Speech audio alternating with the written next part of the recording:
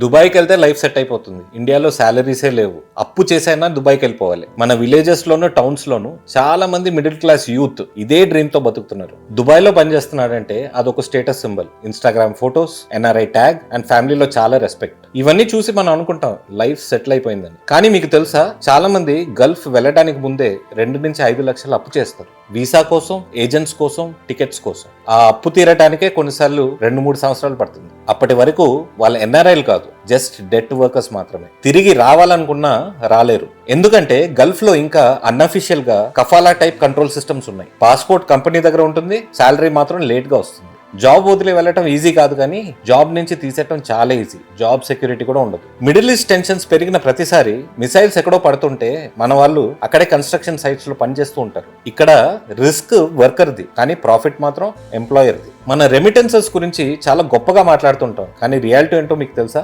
Gulf నుంచి వచ్చే ప్రతి రూపాయిలో 40 పైసలు కేవలం వడ్డీకే వెళ్తుంది. ఒక సాఫ్ట్వేర్ ఇంజనీర్ యుఎస్ లో ఉంటే గ్లోబల్ టాలెంట్ అంటారు, కానీ ఒక గల్ఫ్ వర్కర్ ని చీప్ లేబర్ లాగా చూస్తారు. కానీ మన స్టేట్ ఎకానమీస్ రన్ అవ్వడంలో వాళ్ళ రెమిటెన్సెస్ చాలా హ్యూజ్ రోల్ ప్లే చేస్తాయి. దుబాయ్ లైట్స్ చూసి మన గ్లామర్ ని చూస్తాం, కానీ ఆ లైట్స్ వెనక లక్షలాది మంది ఇన్విజిబుల్ వర్కర్స్ ఉంటారు. ఫారెన్ వెళ్ళడం సక్సెస్ కాదు, మీ ఫ్రీడమ్ ని కోల్పోకుండా బ్రతకటమే సక్సెస్.